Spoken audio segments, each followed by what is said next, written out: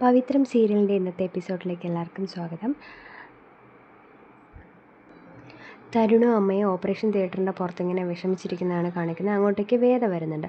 വേദ വരുന്നതും തരുണിൻ്റെ അമ്മ വേദയെ കെട്ടിപ്പിടിച്ച് മോളെ എന്ന് പറഞ്ഞ് കരയുന്നു. പിന്നീട് കമലമ്മ ഹോസ്പിറ്റലിൽ കിടക്കുകയാണല്ലോ, ആ സീനാണ് പിന്നീട് കാണിക്കുന്നത്. സുധാര മാഷ് ഇങ്ങനെ ICU നിന്ന് പുറത്തിറങ്ങി വരുമ്പോൾ മക്കളൊക്കെ ചോദിക്കുന്നുണ്ട് എന്തായച്ചാൻ ചോദിക്കുമ്പോൾ സുധാര മാഷ് പറയുന്നുണ്ട് വെൻറ്റിലേറ്ററിലേക്ക് മാറ്റി. അപ്പം നന്ദിനി ഇങ്ങനെ അയ്യോ ബോധവും വെളിവും ഒക്കെ പോയോ എന്നിങ്ങനെ ചോദിക്കുന്നു. അപ്പം ഇങ്ങനെ സുധാര മാഷ് ഇങ്ങനെ നന്ദിനിയെ ദേഷ്യത്തിൽ നോക്കുന്നുണ്ട്. അപ്പോൾ നന്ദിനി അപ്പോൾ പറയുന്നു എല്ലാവരെയും പല പല വഴിക്ക് ആക്കിയത് കാരണം ഒന്ന് സംസാരിക്കാനോ മിണ്ടാനോ പറ്റാതെ. അപ്പോൾ സുധാര മാഷ് പറയുന്നുണ്ട് അത് നന്നായി, ബോധം പോകുന്നതിന് മുന്നേ കുറച്ചേ വേദനിക്കേണ്ടി വന്നുള്ളൂ എന്ന്. എന്നിട്ട് വിശ്വത്തോട് പറയുന്നുണ്ട് വിശ്വം അറിയിക്കേണ്ടവരെയൊക്കെ അറിയിക്കുക, അമ്മയ്ക്കിനി അധികം നാളില്ല എന്ന്. അപ്പോൾ അവരൊക്കെ വിഷമിച്ച് നിൽക്കുകയാണ്. നന്ദിനി ഇപ്പോൾ പറയുന്നുണ്ട് അയ്യോ അപ്പോൾ ആദ്യം അറിയിക്കേണ്ടത് വിക്രമനെയല്ലേ, വേദനിക്കുമെന്നറിയാം എന്നായാലും വേദനിക്കേണ്ടതല്ലേ. അപ്പോൾ സുധാര മാഷ് പറയുന്നുണ്ട് നന്ദിനി ജപ്തി ഒഴിവാക്കാനുള്ള കാശ് നിൻ്റെ കയ്യിലുണ്ടായിരുന്നിട്ടും അത് തരാനുള്ള മനസ്സില്ല എന്ന് പറഞ്ഞ് നീ ഇവൻ്റെ കൈയും പിടിച്ചിറങ്ങിയപ്പോൾ അവളോട് പൈസയൊന്നും വേണ്ടെന്ന് പറ, അവസാനം വരെ കൂടെ നിന്നാൽ മതിയെന്ന് പറഞ്ഞ ആളാണ് അകത്ത് കിടക്കുന്നത്.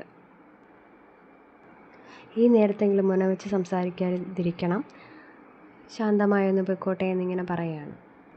എന്നിട്ട് ശ്രീജയോട് പറയുന്നുണ്ട് ശ്രീജയെ നീ നിൻ്റെ മകളെ കൂട്ടിക്കൊണ്ട് വരണം, അവൾ അച്ഛമ്മയൊന്ന് കണ്ടോട്ടെ, അവസാന ശ്വാസം പോകുന്നതിന് മുന്നേ അവൾ അച്ഛമ്മയൊന്ന് കണ്ടോട്ടെ, കാണേണ്ടവർക്കകത്ത് കയറി കാണാം, ഓരോരുത്തരായിട്ട് മാത്രം, വിക്രമനെ ഞാൻ അറിയിച്ചോളാം എന്നിങ്ങനെ സുധാര മാഷ് പറയുന്നു. അങ്ങനെ എല്ലാവരും വിഷമിച്ചിങ്ങനെ നിൽക്കുന്നത് കാണിച്ചുകൊണ്ടാണ് അത് കാണിക്കുന്നത്. പിന്നീട് വേദയാണ് കാണിക്കുന്നത്. സിസ്റ്റർ വന്ന് തരുണിൻ്റെ അമ്മയോട് ചോദിക്കുന്നുണ്ട് തരുൺ സാർ എവിടെ പോയെന്ന് ചോദിക്കുമ്പോൾ പറയുന്നു രാധിക സ്ഥിരമായിട്ട് പോകുന്ന ഹനുമാൻ കോവിലേക്ക് പോയതാ, എന്തെങ്കിലും മിറാക്കിൾ സംഭവിക്കുന്നെങ്കിൽ സംഭവിക്കട്ടെ എന്ന് പറഞ്ഞ് പോയതാണെന്ന് പറയും. എന്നിട്ട് വേദയുടെ മുറിയിൽ പോയി ഇരിക്കാൻ പറയുന്നതും ഇവിടെ അങ്ങനെ ഇരിക്കേണ്ടെന്ന് പറയുന്നതും വേദ അങ്ങോട്ട് പോകുന്നു. വിഷമിച്ചിട്ടാണെങ്കിലും വേദ അങ്ങോട്ട് പോകുന്നുണ്ട്. പിന്നീട് തരുൺ ഇങ്ങനെ ക്ഷേത്രത്തിൽ നിന്ന് പ്രാർത്ഥിക്കുന്നത് കാണിക്കുന്നു. അങ്ങനെ പിന്നീട് വേദ ഇങ്ങനെ മുറിയിലേക്ക് പോകാൻ വേണ്ടി പോകുമ്പോൾ ഗുണ്ടകളൊക്കെ ഇങ്ങനെ വരുന്നത് കണ്ടിട്ട് വേദ ഇങ്ങനെ ഒളിക്കുകയാണ്. ഗുണ്ടകൾ അവിടെ പുറത്തുള്ള ഒരു ആംബുലൻസ് ഡ്രൈവറെ ഇതിനെ ചുമതല ഏൽപ്പിക്കുകയാണ് വേദയെ കണ്ടെത്താൻ വേണ്ടിയിട്ട്. അപ്പോൾ അയാൾ പറയുന്നുണ്ട് നിങ്ങൾ മാസ്ക് എടുത്ത് വെക്ക്, സെക്യൂരിറ്റി കണ്ട എൻ്റെ പണി പോവും, പറഞ്ഞ പൈസ അക്കൗണ്ടിൽ വീണു, അതുകൊണ്ടാണ് ഈ നെറുകെട്ട പണിക്ക് ഞാനിങ്ങനെ സഹായിക്കുന്നത്. അപ്പോൾ ഇതെല്ലാം വേദയ്ക്ക് കേൾക്കാൻ പറ്റുന്നുണ്ട്. ശരിക്കും ഞാൻ എന്താ ചെയ്യേണ്ടതെന്ന് ചോദിക്കുമ്പോൾ ഗുണ്ടകൾ പറയുന്നുണ്ട് താൻ ഇവിടുത്തെ രജിസ്റ്ററൊക്കെ നോക്കിയോ, അപ്പോൾ അങ്ങനെ ഒരു പേരുള്ള ആളുണ്ടോ എന്ന് ചോദിക്കുമ്പോൾ അങ്ങനെ ഒരു പേരുള്ള ആളില്ല. പിന്നെ ഒരു കാര്യം അറിയാമെന്നുള്ളത് ആരുടെയോ പേര് തിരുത്തിയിട്ടുണ്ട്, പക്ഷേ തിരുത്തിയ അതിന് മുന്നേ ഉണ്ടായിരുന്ന പേരെന്താണെന്ന് അറിയില്ല. എന്നിട്ട് വേദയുടെ ഫോട്ടോ ഇങ്ങനെ കാണിച്ചു കൊടുക്കുകയാണ്. അപ്പോൾ ഇതാണ് ആളെന്ന് പറയുമ്പോൾ എനിക്ക് അകത്തോട്ട് കയറി നോക്കാനുള്ള അനുവാദമില്ല, പുറത്തേക്കുള്ള ആരെയും അകത്തോട്ട് കയറ്റി വിടാറില്ല, ഡോക്ടറും നഴ്സും മാത്രമേ പോകാറുള്ളൂ, അത് നോക്കുന്നത് റിസ്ക്കാണ് എന്ന് പറയും. അങ്ങനെ ആംബുലൻസ് ഡ്രൈവറെ കാര്യങ്ങളൊക്കെ ഏൽപ്പിച്ചിട്ട് ഈ ഗുണ്ടയിൽ ഒരാളിങ്ങനെ ശ്രീകാന്തനോട് സംസാരിക്കുന്നുണ്ട്. സാറ് കാര്യങ്ങളൊക്കെ ഏതാണ്ട് ഉറപ്പിച്ചിട്ടുണ്ട്, ആളുള്ള സ്ഥലം കണ്ടെത്തി, 1-2 ദിവസത്തിനകം കാര്യങ്ങൾക്കൊക്കെ ഒരു തീരുമാനമാകും.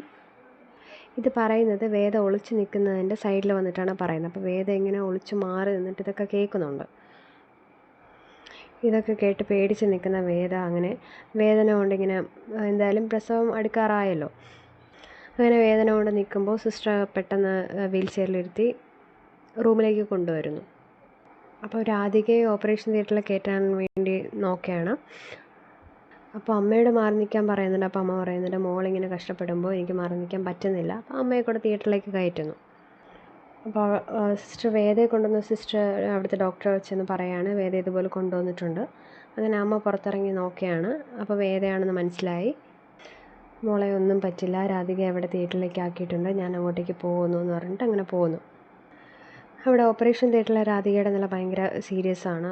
അങ്ങനെ CPR ഒക്കെ കൊടുക്കുന്നുണ്ട്. അങ്ങനെ രാധിക മരിക്കുകയാണ്. ഓക്സിജനൊക്കെ ഇങ്ങനെ മാറ്റി രാധികയുടെ ബോഡി മൂടുന്നുണ്ട്, മുഖമൊക്കെ മൂടുന്നുണ്ട്. അപ്പോൾ അമ്മ രണ്ടുപേരും മരിച്ചോ എന്നുള്ള രീതിയിൽ ഇങ്ങനെ ചോദിക്കുമ്പോൾ സിസ്റ്റർ ഇങ്ങനെ തലയാട്ടുന്നു. അങ്ങനെ രാധികയുടെ അമ്മ ഇങ്ങനെ ഭയങ്കരമായിട്ട് കരയുന്നുണ്ട്. ഈ കരച്ചിൽ കേട്ടിട്ട് വേദ ഇങ്ങനെ നോക്കുന്നുണ്ട്, വിഷമത്തോടെ എന്താ സംഭവിച്ചതെന്ന് അറിയാതെ. അപ്പോൾ സിസ്റ്റർ വരുമ്പോൾ ചോദിക്കുന്നു, എന്താ പറ്റിയെന്ന് രാധികയ്ക്ക് എന്താ പറ്റിയെന്ന് ചോദിക്കുമ്പോൾ സിസ്റ്റർ ഇങ്ങനെ പതിയെ വേദ ഇങ്ങനെ ബെഡിലേക്ക് ഇരുത്തിയിട്ട് അവർ പോയി എന്നിങ്ങനെ പറയും. അത് കേട്ടിട്ട് വേദയ്ക്ക് ഭയങ്കര വിഷമാവുന്നുണ്ട്. വേദയും ഭയങ്കരമായിട്ട് കരയാണ്. പിന്നീട് ജയിലാണ് കാണിക്കുന്നത്. അവിടുത്തെ ജയിലറാണെങ്കിൽ വിക്രം എന്ന് വിളിച്ചിങ്ങനെ വരുമ്പോൾ വന്നിട്ട് പറയാണ്, ഇന്ന് സിറ്റിയിലേക്ക് പോകുന്നുണ്ട്, പറ്റുവാണെങ്കിൽ ശങ്കരനാരായണൻ സാറിനെ ഞാൻ കാണാം, അപ്പോൾ വീട്ടിലെ വിശേഷങ്ങളൊക്കെ തിരക്കാമല്ലോ. പിന്നെ വിക്രമിന് സന്തോഷമാവുന്നുണ്ട്, കാരണം വീട്ടിലെ കാര്യങ്ങളൊക്കെ അറിയാമല്ലോ. അങ്ങനെ വിക്രം ഇങ്ങനെ പോകുമ്പോൾ ഇത് കേട്ടോണ്ട് നിൽക്കുന്ന ഒരു ജയിൽ പുള്ളിയുണ്ടാവും. അത് ശ്രീകാന്ത് ഏർപ്പെടുത്തിയ ആളാണ്. അപ്പോൾ ഇതിൽ പിടിച്ച് തുടങ്ങിയാണ്. ഒന്ന് ചോദിക്കുന്നുണ്ട് എല്ലാവരുമായിട്ട് കൂട്ടത്തോടല്ല 2-3 പേരായിട്ടൊക്കെ വന്നിട്ട്, നിനക്കെന്താ ജയിൽ സാറുമായിട്ട് ഭയങ്കര ബന്ധം. അങ്ങനെ തുടങ്ങി കൂട്ടം ചേർന്ന് വിക്രമിനെ അങ്ങനെ ആക്രമിക്കാൻ വേണ്ടി നോക്കുന്നുണ്ട്. പക്ഷേ വിക്രം ഇങ്ങനെ എല്ലാവരെയും അടിച്ച് നടത്തി എല്ലാവർക്കും ഒരു വാണിംഗ് കൊടുത്തിട്ട് ഇങ്ങനെ പിന്നിലോട്ട് തിരിയുമ്പോൾ പിന്നിൽ നിന്നൊരുത്ത വന്നിട്ട് ഇഷ്ടിക കൊണ്ട് വിക്രമിൻ്റെ മുഖത്തടിച്ചിട്ട് അങ്ങനെ വിക്രമിന് അടിയൊക്കെ കൊടുക്കുന്നുണ്ട്. വിക്രം അങ്ങനെ ബോധം കെട്ടങ്ങനെ കിടക്കുകയാണ്. പിന്നീട് വീണ്ടും ഹോസ്പിറ്റലാണ് കാണിക്കുന്നത്. രാധികയുടെ അമ്മ വേദയുടെ അടുത്ത് വന്നിട്ട് ഇങ്ങനെ ഭയങ്കരമായിട്ട് കരഞ്ഞിട്ട്, എനിക്കിത് താങ്ങാനാവുന്നില്ലല്ലോ എന്ന് പറഞ്ഞ് വേദയുടെ കൈപിടിച്ച് കരയാണ്. അങ്ങനെ കരഞ്ഞുകൊണ്ട് നിൽക്കുമ്പോൾ ഡോക്ടർ വന്നിട്ട് പറയുന്നുണ്ട്, മേഡം ആ കുട്ടിയുടെ ഇപ്പോഴത്തെ അവസ്ഥയിൽ എന്ന് പറയുന്നുണ്ട്. കാരണം വേദ ഡെലിവറിക്ക് വേണ്ടി കിടക്കുകയാണല്ലോ, അപ്പോൾ അത് ഇൻഫെക്ഷനൊക്കെ ആവും എന്നുള്ള രീതിയിൽ അകത്തോട്ട് കയറണ്ട എന്നുള്ള രീതിയിൽ പറയുമ്പോൾ അവർ പറയുന്നുണ്ട്, എൻ്റെ വിഷമം പറയാൻ ആരുമില്ല, അതാണ് ഞാൻ ഇങ്ങോട്ടേക്ക് ഓടി വന്നത് എന്നിങ്ങനെ പറഞ്ഞിട്ട് പുറത്തേക്ക് പോകുന്നുണ്ട്. പിന്നീട് സുധാകര മാഷിനെയാണ് കാണിക്കുന്നത്. ശങ്കരനാരായണൻ ഇങ്ങനെ വിളിക്കുകയാണ് സുധാകര മാഷിനെ. മാഷ് ചോദിക്കുന്നുണ്ട്, ചിലരെ കോണ്ടാക്ട് ചെയ്തെന്ന് ചോദിക്കുമ്പോൾ വിളിച്ചിട്ടുണ്ടായിരുന്നു, പക്ഷേ കിട്ടിയില്ല, പുറത്ത് പോയി എന്നാണ് അറിഞ്ഞത്. മാഷ് പറയുന്നുണ്ട്, എത്രയും വേഗം എത്തിക്കണം സാറേ, ആ മിടിപ്പൊന്ന് നിൽക്കുന്നതിന് മുന്നേ തന്നെ അവനെ ഒന്ന് കാണിക്കണം. ശങ്കരനാരായണൻ പറയുന്നുണ്ട്, മാഷ് പേടിക്കാതിരിക്കുക, വിക്രമിനെ കൊണ്ടുവരാനുള്ള എല്ലാ പ്രൊസീജിയേഴ്സും നമുക്ക് ചെയ്യാം, ആദ്യം ആൻഡ്രൂസിനെ കോണ്ടാക്ട് ചെയ്തോട്ടെ എന്നിങ്ങനെ പറഞ്ഞിട്ട് കോൾ കട്ട് ചെയ്യുന്നുണ്ട്. പിന്നീട് നന്ദിനി വിനായകനോട് പറയുന്നുണ്ട്, മൂത്ത മോനായ നിങ്ങളിവിടെ ഉണ്ടല്ലോ, പിന്നെ ആളുകളെ അറിയിക്കാനായിട്ട് മൂത്ത മകനെന്നല്ല പറഞ്ഞത്, നിങ്ങൾ കൂടെ ഉണ്ടായിരുന്നിട്ടും നിങ്ങളോട് പറഞ്ഞില്ലല്ലോ, നിങ്ങളുടെ ചേട്ടനോടല്ലേ പറഞ്ഞത് എന്ന് വീണ്ടും അവിടെ ഈ ഒരു അവസ്ഥയിൽ നന്ദിനി അവിടെ മോനെ വെച്ചുള്ള സംസാരങ്ങളൊക്കെ അവിടെ നടത്തുകയാണ്. ശ്രീജ അങ്ങനെ ഐസിയു കയറി കമലയെ കണ്ടിട്ട് തിരിച്ചു വന്ന് വിശ്വത്തിനെ കെട്ടിപ്പിടിച്ച് കരയുന്നുണ്ട്. കാരണം ശ്രീജയും കമലാമ്മയും നല്ല ബോണ്ടിങ് ആയിരുന്നല്ലോ. അങ്ങനെ ഇങ്ങനെ കരഞ്ഞുകൊണ്ടിരിക്കുമ്പോൾ നന്ദിനി പറയുന്നുണ്ട്, ഇത് ശരിക്കുള്ള കരച്ചിലൊന്നുമല്ല, ആളുകളെ കാണിക്കാൻ വേണ്ടിയിട്ടുള്ളതാണ്. അടുത്ത് നന്ദിനി കയറി കാണാൻ വേണ്ടി പോകുമ്പോൾ വിനായകൻ ചോദിക്കുന്നുണ്ട്, അത്രയ്ക്ക് വേണോ എന്ന് ചോദിക്കുമ്പോൾ, പേടിക്കേണ്ട, നിങ്ങളുടെ അമ്മയുടെ ജീവൻ പോകാൻ കാരണം ഞാനാകില്ല എന്നൊക്കെ ഇങ്ങനെ പറയുന്നു. നന്ദിനി അത്തേര് പറയുകയാണ്, എത്രയും വേഗം ദൈവമ്മയെ കിടക്കിൽ നിന്ന് രക്ഷിക്കാൻ സഹായിക്കട്ടെ എന്നിങ്ങനെ പറയുകയാണ്. എന്നിട്ട് മനസ്സിലിങ്ങനെ പറയുന്നുണ്ട്, ഈശ്വര, ജീവിച്ചിരിക്കുന്ന കാലത്ത് ആർക്കും ഒരു ദ്രോഹവും ചെയ്യാത്ത സ്ത്രീയാണ്, മരിക്കുന്ന സമയത്ത് ഇങ്ങനെ ഇട്ട് കഷ്ടപ്പെടുത്തരുതേ.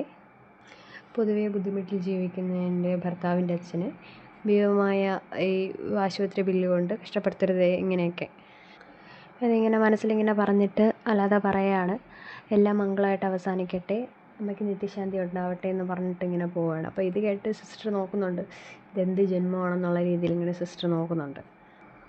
അങ്ങനെ പോകുമ്പോഴേക്കും കമലമ്മയുടെ ഹെൽത്ത് ഭയങ്കരമായിട്ട് മോശമാവുന്നുണ്ട്. ഇത്രയും കാണിച്ചുകൊണ്ടാണ് ഇന്നത്തെ എപ്പിസോഡ് കാണിക്കുന്നത്. നാളത്തെ എപ്പിസോഡിൽ വീണ്ടും കാണാം. Thank you.